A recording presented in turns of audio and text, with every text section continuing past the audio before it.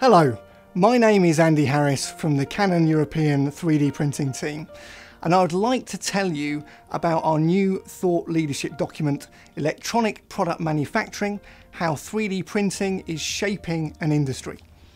Now, if you're involved with electronic product manufacturing and are considering using 3D printing, or are relatively new to 3D technology, then this is a document designed to help you.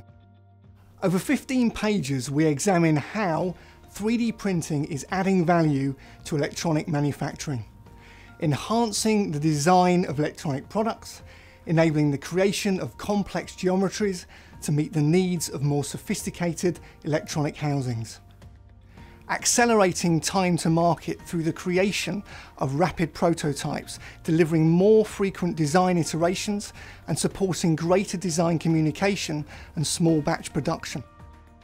We also explore the wide range of 3D printed electronic applications and highlight European manufacturers in this market who have successfully embraced 3D technology. The aim of this guide is to deliver insight and knowledge to those of you who are looking to best explore the opportunities presented by 3D printing. To access this document, please fill out the short form on this page to download your copy.